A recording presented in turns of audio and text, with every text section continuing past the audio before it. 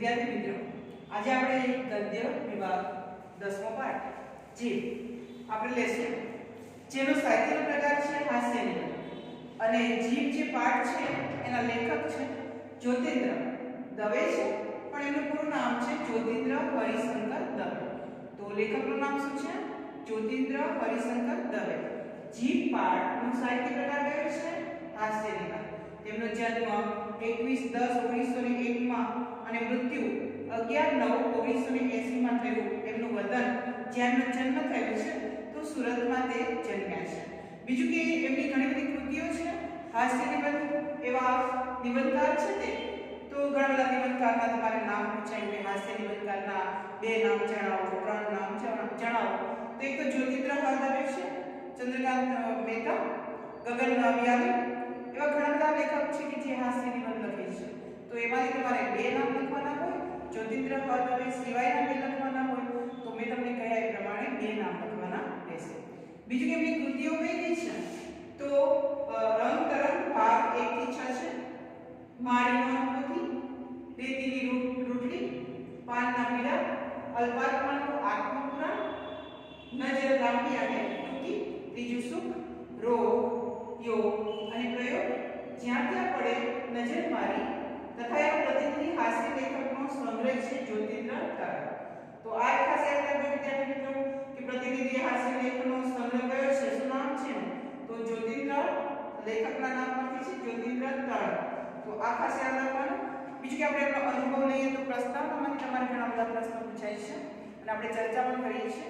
તો જીભ જે છે એના પર્યાય શબ્દ, તો જીભના પર્યાય શબ્દ કયા કયા છે? તો એક તો જીવ્યા, રસના. તો આ ખાસ યાદ રાખજો કે એક તો એનો જે પર્યાય શબ્દ છે તો એવા પર્યાય શબ્દ જીવ્યા અને રસના. તો અહીંયા યા, જીવ્યા, રસના આ બેના પર્યાય શબ્દ છે. તો જીવ્યા અને જીવ્યા આપણે કહીએ છીએ તો જીવ્યા અને રસના. તો ખાસ યાદ રાખજો કે જીભના 2 પર્યાય શબ્દ લખો તો એક તો જીવા અને રસના. તો હની સાથે બ જોડેલો જીવા. તો આપણે પ્રસ્તાવના લેશું.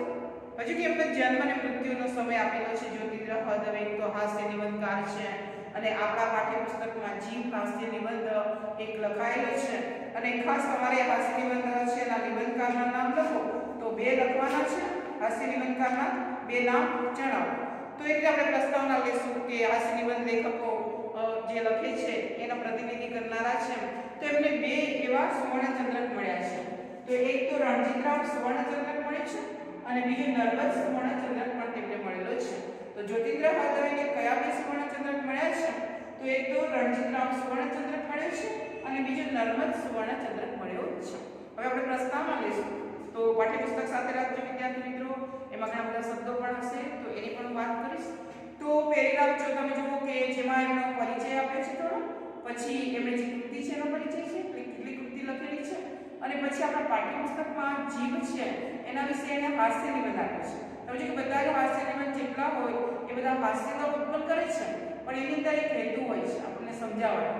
વ્યંગ હોય, કટાક્ષ હોય તો આપણને હાસ્ય નિબંધ વાંચવો પણ ગમે અને એટલું જ નહીં તે હાસ્ય નિબંધ માત્ર હાસ્યવાજ માટે નથી હોતું, એમાં ઘણા બધા ઉપદેશ પણ હોય છે, વ્યંગ પણ હોય, કટાક્ષ હોય, સરકાર પર હોય, કોઈ રાજનીતિ હોય એના પર હોય. તો આ રીતે હાસ્ય નિબંધ લખાય છે. તો ચોપડી સાથે રાખજો વિદ્યાર્થી મિત્રો અને ચોપડીમાં જોતા જજો. હાસ્ય લેખક જ્યોતિન્દ્ર હરિશંકર દવેનો જન્મ પોતાના વતન સુરતમાં થયો હતો. તેમનું વતન કયું છે? સુરત. તેમણે કોલેજ સુધીનું શિક્ષણ સુરતમાં જ લીધું. 1933 થી 37 દરમિયાન સુરતની એમડી કોલેજમાં ગુજરાતીના અધ્યાપક રહ્યા. જીવનનો મોટો ભાગ તેઓ મુંબઈમાં વસ્યા હતા.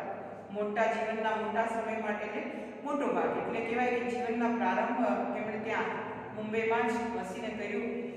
છેલ્લે માંડવિયાની કચ્છની કોલેજમાં 3 વર્ષ આચાર્ય રહ્યા. તો કઈ કોલેજમાં? તો કચ્છની એક કોલેજ છે માં તે 3 વર્ષ એટલે 3 વર્ષ સુધી આચાર્ય પદ તેમણે નિભાવ્યું. તેઓ વિશેષ લોકપ્રિય અને અગ્રણી નિબંધકાર હતા. હાસ્ય લેખક તરીકેની શક્તિ અને હાસ્ય પ્રેરક વ્યાખ્યાનો આપવાની ઉત્તમ આવડત એ બંને ગુણોનો એમાં ફાળો જોવા મળે છે. તેઓ ભારતીય કાવ્ય મીમાંસાના અભ્યાસી હતા. તેમણે નાટક અને અનુવાદો પણ લખ્યા છે. તમે જો કે નિબંધ લખ્યા, હાસ્ય નિબંધ પણ લખ્યા. એટલું જ નહીં, કાવ્ય મીમાંસાના તેમણે નાટક પણ લખ્યું અને અનુવાદ પણ કર્યા. તો આપણે કૃતિ પહેલા જ કહી કે ભાઈ કેટલી કૃતિઓ છે. તો રંગ તરંગ ભાગ 1 થી 6, મારી નોંધ પોથી, રેતીની રોટલી, પાનના બીડા, અલ્પાત્માનું આત્મપુરાણ, નજર, લાંબી અને ટૂંકી, ત્રીજું સુખ, રોગ, યોગ અને પ્રયોગ, જ્યાં ત્યાં પડે નજર મારી, તથા પ્રતિનિધિ હાસ્ય લેખોનો સંગ્રહ છે, જ્યોતિન્દ્ર તરંગ છે. તો ખાસ કરી લેજો આ એક પ્રશ્ન. તો કહેવાય છે કે જ્યોતિન્દ્ર જે હદ હવે એમના નામ પરથી એમણે કયો એવો હાસ્ય લેખોનો સંગ્રહ તેમની પાસે છે. તો જ્યોતિન્દ્ર તરંગ છે એમની પાસે નામનું, જેમાં ઉત્તમ હાસ્ય નિબંધો પણ છે.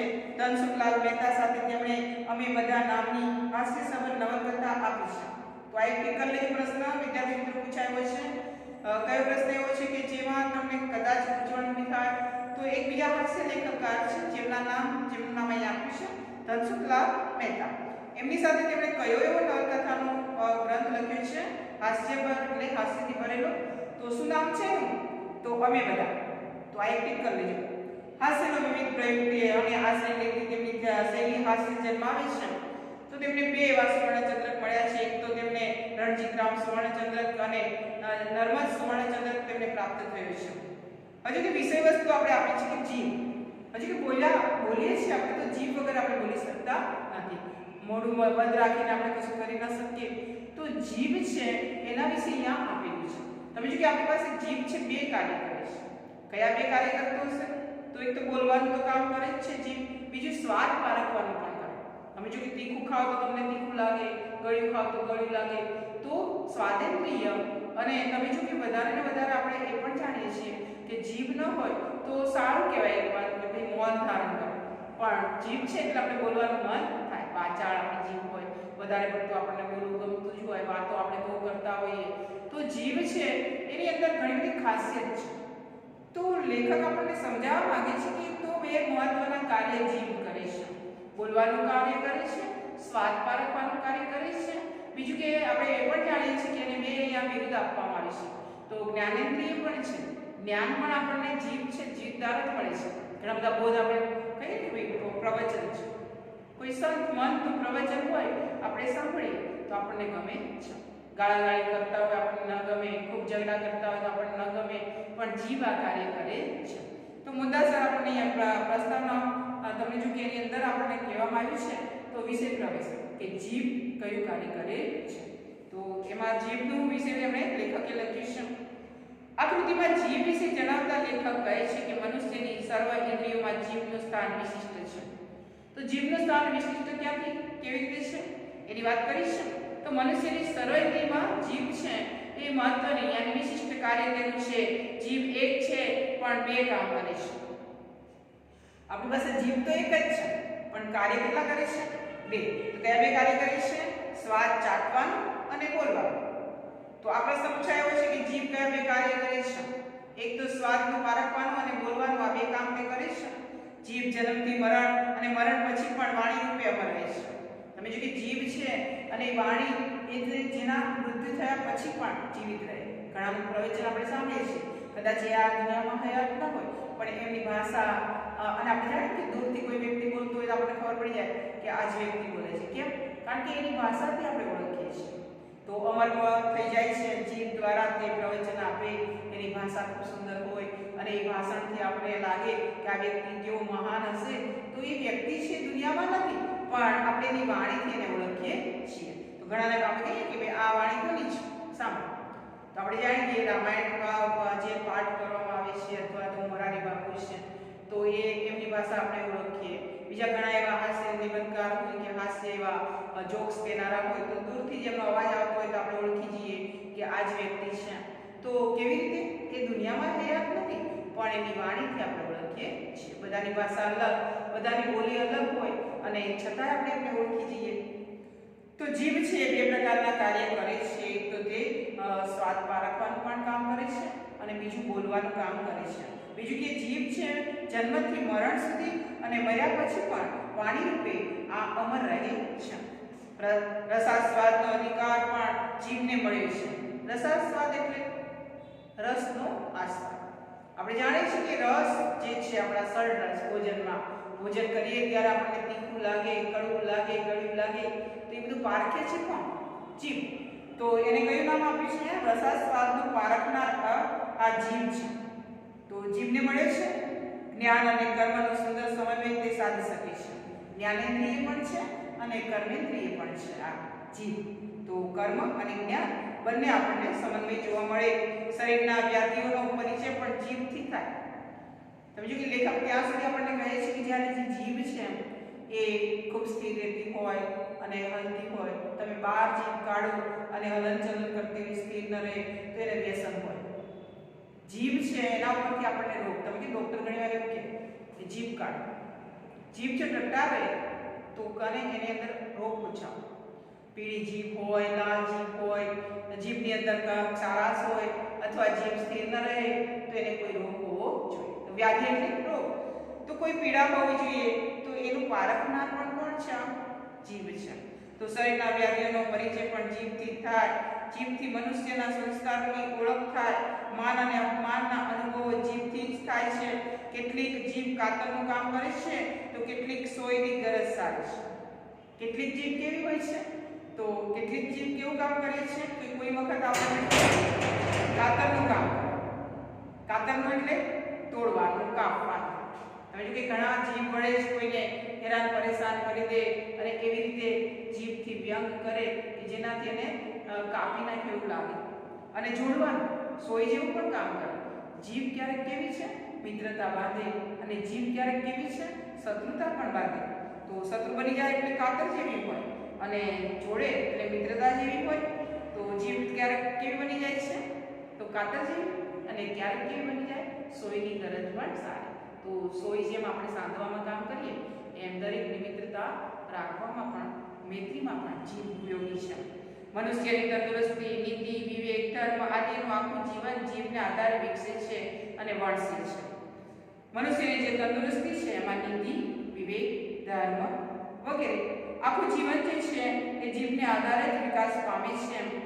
ઈશ્વરે જીભને છૂટી કરી શકાય એવી રચના કરી હોત તો કહે છે લેખક કે જીભને કદાચ આપણે બહાર કાઢી અને સાફ કરી શકતા હોય, જીભને એક ડબ્બીમાં મૂકી શકતા હોય, જીભને આપણે ખોલીને બહાર કાઢી અને કોઈ એવી જગ્યાએ મૂકી દઈએ, છુપાવી દઈએ.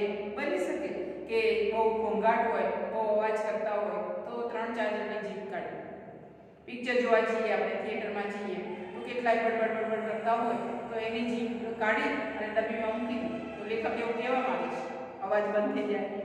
તો જીભ કદાચ એવી હોય, ફોલ્ડિંગ આપણે કહીએ કે કાઢી લેવાય તેવી હોય, તો ઈશ્વરે જીભને છૂટી પાડી દેવાની એવી રચના કરી હોય તો કેટલું સારું થાય. કંકાસ, મારામારી, ગાળાગાળીના પ્રસંગો જીભને કાઢી બજવામાં મૂકી તો ગજવામાં મૂકી દે એટલે ખીચામાં મૂકી દે. આવા કેટલાક પ્રસંગો સુધારી શકાતા હોય. ઘણી વાર પ્રસંગો બગડી જાય છે. તો કેવી રીતે? કેટલાક ગુસ્સે થઈ જાય, વાદ વિવાદ થાય, મારામારી થાય અને ક્યારેક તો ગાળાગાળી કરે, હદ થઈ જાય. તો એવા સમયે શું કરવાનું વિચારે છે લેખક કે જો જીભ છૂટી પાડી શકાતી હોય તો બધાને જીભ લઈ અલગ અલગ ડબ્બીમાં મૂકી દે. બધો કંકાસ પતી જાય એટલે જમવા બેસે એટલે જીભ આપી દેવાની, જેના કારણથી તે જમી પણ લે. તો જીભ નીકળતી હોય તો સારું થાય, પણ એવું થઈ શકતું નથી. તો જીભની વાત કરી છે કે ભાઈ ફોલ્ડિંગ હોત તો સારું હતું, યાની છૂટી પાડી શકાત તો સારું હતું. તો કેવા પ્રશ્નો કહી શકાય કે ભાઈ એવા પ્રશ્નો છે સુધરી શકે. ઘણા બધા પ્રસંગો સારા થઈ જાય. કંકાસ, મારામારી, વાદ વિવાદ અને વધારે પડતા ગાળાગાળી ન કરી શકે. ક્યારેક કોઈની જીભ અદલા બદલી થઈ જાત પણ તેમાં ફાયદો જ થાત. સમજો કે ક્યારેક બ્રાહ્મણની જીભ છે એ શીખ અથવા તો કોઈ એવા જ્ઞાતિને મળી જાય પણ એમાં ફાયદો છે. કેવી ભાષા અલગ અલગ બોલવા લાગે છે તો શરીર એનું એ જ છે, તો એકની જાતિ પણ એની જે જીભ છે બીજી જ્ઞાતિવાળાના વ્યક્તિના મોઢામાં આવી જાય તો એવી ભાષા બોલે તે. તો શું કહે છે? જીભ બદલાઈ જાય તો સારું જ રહેશે. તેમાં એમાં ફાયદો જ વાત છે. રામનું રટણ કરનારી જીભ કોઈ ખિસ્તીના મોંમાં જતી રહે તો રહીમને બદલાની જીભ કોઈ બ્રાહ્મણના મુખમાં ચડી જાય તો ચડે તો આપોઆપ રામ, રહીમ, ગોળની એકતા સિદ્ધ થઈ જાય. કોઈ જાતિપાતિના ભેદભાવ રહે. તો જીભ બદલાઈ જાય તો શું થાય? ખિસ્તીની જીભ બ્રાહ્મણમાં હોય જાય અને રામ અને રહીમ બોલનારી જીભ છે એકબીજાની બદલાઈ જાય તો એમાં કંઈ નુકસાન નથી, તો બદલાઈ જાય તો સારું. તો ઘણા બધા એવા આપણે જાણીએ છીએ કે એકતા આપણને જોવા મળે, સિદ્ધિ મળે. આ નિબંધના હળવો ગંભીર વિષયથી લેખક ઉત્તમ કથાનું હાસ્ય જન્માવી શક્યા છે. એટલું જ નહીં, આ હળવાશની સાથે સાથે જીવનની ગંભીર સમસ્યાનું સમાધાનની કલ્પના કરી ઉત્તમ ઉપદેશ પણ આપ્યો છે. તો હાસ્ય નિબંધ માત્ર હાસ્ય નિબંધ જ નથી, પણ એમાં આપણને ઉપદેશ પણ મળે છે. તો હંમેશા તમે જુઓ કે હાસ્ય નિબંધ વાંચો, મજા પણ આવે, હાસ્ય પણ આપણને ઉત્પન્ન થાય, પણ એની અંદર એક બોધ પણ હોય. અહીંયા પણ તમે જુઓ કે જીભને કેવી કહી છે, તો બે પ્રકારના કાર્ય કરનારી છે, અને બે પ્રકારની કઈ છે, જ્ઞાન અને કર્મની પણ વાત કરી છે. તો જીભ કેવી છે અહીંયા, એક તો તે સ્વાદ પણ પાકે છે અને બોલવાનું પણ કામ કરે છે. તો પ્રશ્ન તમારે એવો વિદ્યાર્થી મિત્રો કે જીભ છે કયા બે કાર્ય કરે છે, તો કયા બે કાર્ય કરે છે, એક તો તે સ્વાદ પારખવાનું કામ કરે છે અને બીજું તે બોલવાનું કામ કરે છે. તો લેખક એને કેવી કહી છે, જીભને જ્ઞાનેન્દ્રિય પણ કહી છે અને કર્મેન્દ્રિય પણ કહી છે. તો હવે પાઠ લેશું વિદ્યાર્થી મિત્રો, ઘણા બધા શબ્દો હોય તેમાં ટીક કરતા જજો. મનુષ્યની સર્વેન્દ્રિયમાં જીભનું સ્થાન વિશિષ્ટ છે. જીભ જે છે એ વિશિષ્ટ સાથી છે. તો એની વાત કરીશ કે બધી ઇન્દ્રિયોમાં જીભ વિશિષ્ટ સાથી છે. તો બીજી બધી કરતા એનું મહત્વ પણ વિશેષ છે. કાન, હાથ, પગ આદિ બબ્બે ઇન્દ્રિયો છે ને તે કાર્ય એક જ કરે છે. તમે જોયું કે બે હાથ, કાન ને પગ બધા બબ્બે દેખાય છે. આપણા બે હાથ છે, બે પગ છે, બે કાન છે, પણ કામ તો એક જ કરે છે. હાથ છે કે પકડવાનું કામ કરે, પગ છે ચાલવાનું કામ કરે, બે છે તો એક હોય તો આપણને તકલીફ પડે. બીજું કે કાન છે બે, તો એ સાંભળવાનું તો એક જ કામ કરે છે. તો કાન, હાથ, પગ બબ્બે ઇન્દ્રિય છે ને કાર્ય તો એક જ કરે છે, પણ એક સાંભળવાનું કામ કરવા માટે બે કાન, એક શ્વાસ લેવાનું કાર્ય કરવા માટે બે નસકોરા નાકમાં, ચાલવાનું કામ કાર્ય કરવા માટે બે પગ, જોવાના કામ માટે બે આંખો, પણ બોલવાનું કે સ્વાદ પારખવાનું એમ બે કામ કરવા એકલી જીભની જ નિમણૂક કરવામાં આવી છે. તો તમે વિચારો કે આપણી પાસે બે હાથ છે, બે પગ છે, બે કાન છે, નસકોરા બે છે, બે આંખો છે. આ બધું જ કાર્ય બધાની અંદર તમે જુઓ કે એક છે, પણ જીભ એવી છે કે ભગવાને એની નિમણૂક બે કાર્ય કરવા માટે કરી છે. એક તો જીભ છે એ સ્વાદ પારખવાનું પણ કામ કરે છે અને બોલવાનું પણ કરે. તો જીભ કયા બે કાર્ય કરી રહી છે અને જે બધા અંગો કયા છે કે જે બબ્બે છે, છતાં કાર્ય કેવું કરે છે, એક જ કરે છે. એક જ કાર્ય. બે કાન હોવા છતાં સાંભળવાનું કાર્ય એક જ કરે છે, બે પગ હોવા છતાં ચાલવાનું કાર્ય એક જ કરે છે, બે હાથ હોવાથી તે કાર્ય છે, બે હાથ છે એક જ કાર્ય કરે છે. શ્વાસ લેવા માટે પણ આપણે જોઈએ કે નસકોરા નાકમાં બે છે તો બે આંખો છે, પણ આ બધું બે હોવા છતાં કાર્ય તો એક જ કરે છે. પણ ભગવાને નિમણૂક કરી જીભની કરી છે, એક હોવા છતાં બે કાર્ય કરે છે. ઘણી ખરી ઇન્દ્રિયો પર આપણો કાબુ નથી. કાબુ એટલે અંકુશ નથી. આપણી ઈચ્છા વિરુદ્ધ પણ પર સંસ્કારની અસર એના પર થયા વગર રહેતી નથી. પર એટલે બીજાના સંસ્કાર પર એની અસર થાય જ છે. કોઈ આપણને ગાળ દેતું હોય અને તે સાંભળવી આપણને કુદરતી રીતે જ ન રૂચતી હોય તો પણ આપણા પોતાના કાન એ ગાળ આપણા મગજ સુધી પહોંચાડ્યા વિના નહીં રહે. ન જોવા જેવું આંખ અનેક વાર જુએ ને માથું ફેરવી નાખી એવી દુર્ગંધ નાસિકા મગજને પહોંચાડે છે, પરંતુ જીભની ઉપર તો મનુષ્યની પૂરેપૂરી સત્તા પ્રવર્તે છે. એની ઈચ્છા હોય તો જ બોલવાનું કે સ્વાદ પારખવાનું કાર્ય જીભ કરી શકે, અન્યથા નહીં. તો નાસિકા એટલે નાક, અને બીજો આમાં ત્રણ શબ્દ રહેલા છે. એક તો કાબુ એટલે અંકુશ, બીજું કયું છે પર સંસ્કાર એટલે બીજાના સંસ્કાર, અને નાસિકા એટલે નાક. તમે જો કે ગાળ આપણે સાંભળી હોય, આપણને ગમતી નથી, છતાં એ ગાળ સાંભળી અને મગજ સુધી પહોંચાડવાનું કાર્ય કરે છે. કોણ કરે છે આ મગજ સુધી પહોંચાડવાનું કાર્ય? તો આપણે જાણીએ છીએ કે વ્યક્તિને ગાળ ગમતી નથી, પણ ભગવાન એવું કાર્ય આપણા માટે રહેલું છે. તો કાન છે સાંભળે છે ગાળ અને મગજ સુધી પહોંચાડી દે છે, અને એ ગાળ આપણે સાંભળીએ છીએ જે આપણને ગમતી નથી. બીજી કઈ વસ્તુ છે કે દુર્ગંધ જે આવતી હોય એ માથું ફાડી નાખે એવી હોય, પણ એ નાક છે મગજ સુધી પહોંચાડે જ છે. ગાળ આપણે સાંભળવી ન હોય તો પણ એ ગાળને મગજ સુધી પહોંચાડી જ દે છે. દુર્ગંધ આપણે લેવી ન હોય તો એટલું નાક બંધ કરીએ તો પણ એ દુર્ગંધ આપણને આવે જ છે, તો જ આપણે નાક બંધ કરીએ ને, તો નાક એ મગજ સુધી પહોંચાડી જ દે છે વસ્તુ. પરંતુ જીભની ઉપર તો મનુષ્યની પૂરેપૂરી સત્તા પ્રવર્તે છે. જીભ આપણે કાબુમાં હોય છે, ગમે તેમ આપણે બોલી જઈએ અને પછી એમ કહીએ કે ભાઈ સોરી મારાથી બોલાઈ ગયું, પણ આપણે જાણીએ કે જો એ પેલા ન બોલ્યા હતા શબ્દ તો તો કેટલો ફાયદો, ઝઘડા ન થાય. પણ આપણા જીભ પર આપણો કાબુ તો છે જ, કાબુ રાખવો ખૂબ જરૂરી છે. તો લેખક શું કહે છે કે જીભની ઉપર તો મનુષ્યની પૂરેપૂરી સત્તા પ્રવર્તે છે. એની ઈચ્છા હોય તો જ બોલવાનું કે સ્વાદ પારખવાનું કાર્ય જીભ કરી શકે, અન્યથા નહીં. તમે કંઈક ખાઓ તો જ ને, ન ખાઓ તો જીભ ક્યાંથી સ્વાદ પારખવાની છે? બીજું કે તમે જે કંઈ બોલો છો એ તમે બોલો તો જ ને, ન બોલો તો કંઈ નુકસાન થતો નથી. તો જીભ છે આપણા કાબુમાં છે, આપણી સત્તા એના ઉપર ચાલે છે. આપણે બોલવું હોય તો જ બોલીએ, ન બોલવું તો ન બોલીએ. અને જમવું હોય તો અને સ્વાદ પારખવાનું કામ તે કરે છે, પણ જમ્યા વગર થવાનું નથી. પણ નાક તમે જો, દૂરથી ગંધ આવતી હોય, સુગંધ આવતી હોય તો લઈ લે. દૂરથી કોઈનો અવાજ આવતો હોય, કાન તો એ તરત જ લઈ લે, મગજ સુધી પહોંચાડી દે. પણ જીભમાં એવું નથી. તમે ખાતા ખાતા જીભમાં ચીપટી આવી જાય તો કેટલા દિવસ સુધી તમારી જીભ ત્યાં ત્યાં રહે. કંઈક દાંતમાં કસ્તર ભરાઈ જાય તો જીભ છે એવું શું કરે, એ કસ્તર કાઢવાનો પ્રયત્ન કરે જ્યાં સુધી એમાં ભરાય. તો એના છે દાંત 32 આપણા મોઢામાં, જીભ એની અંદર જ હોય. ક્યારેક ક્યારેક બીક પણ લાગે.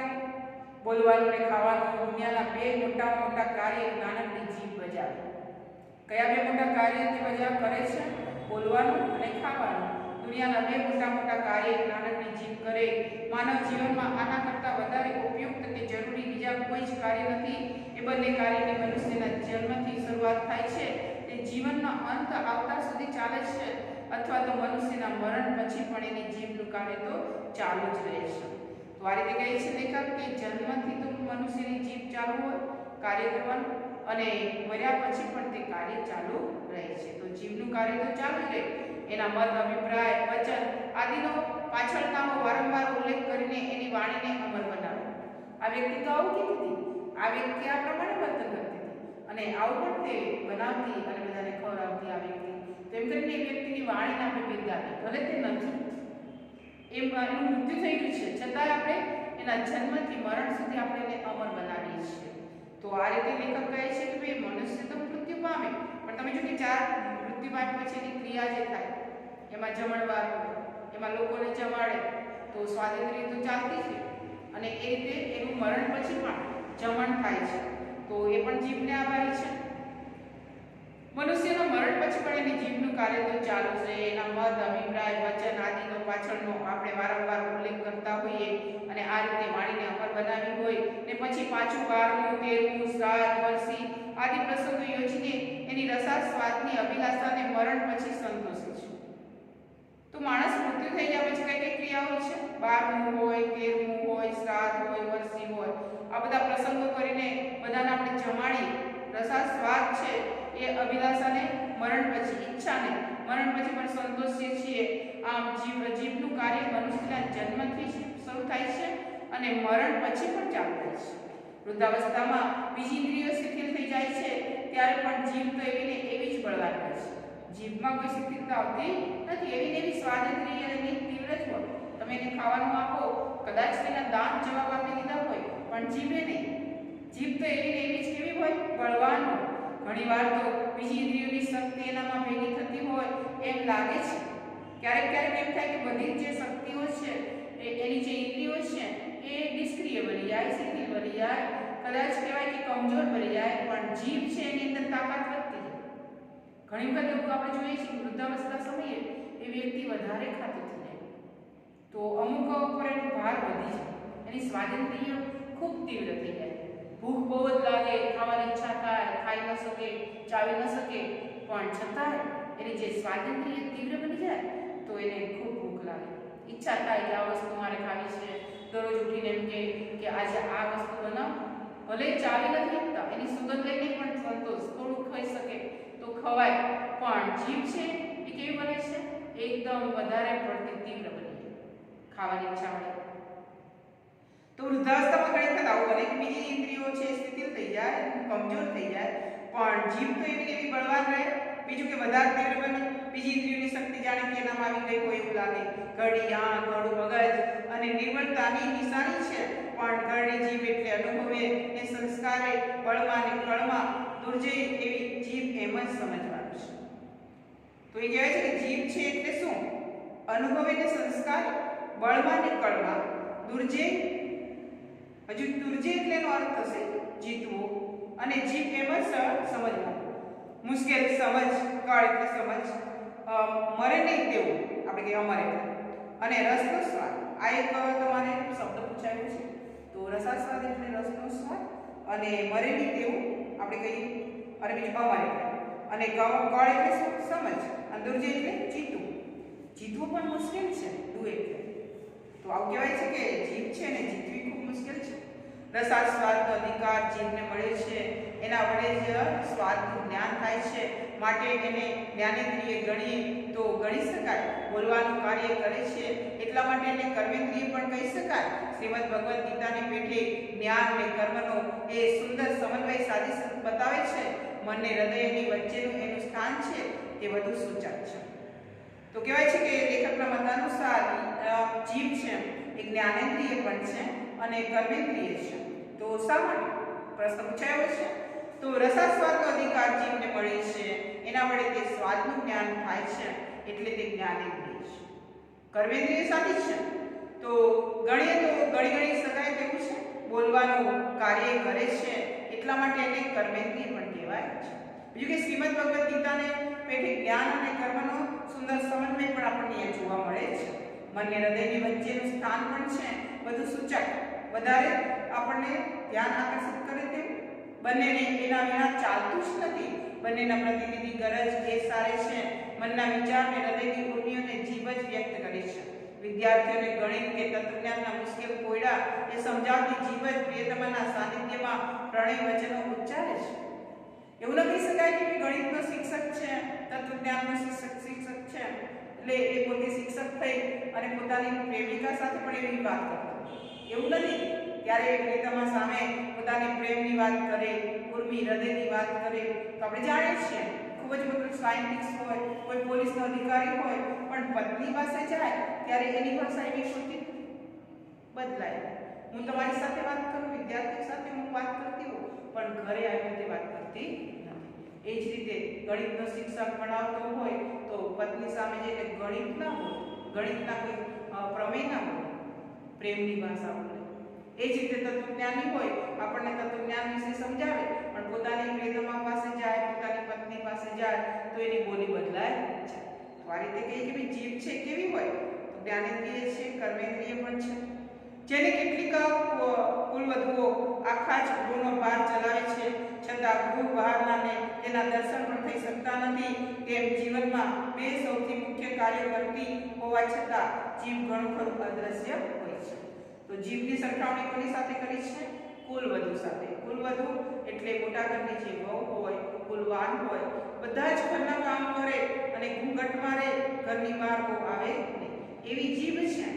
જીભ બે કાર્ય મહત્વના કરે અને છતાં જીભ તો મોઢાની અંદર રહે છે, અદ્રશ્ય રહે છે, બહાર આવતી નથી. તો આ એક પ્રશ્ન પૂછાયો છે કે જીભની તુલના કોની સાથે અહીંયા કરી છે?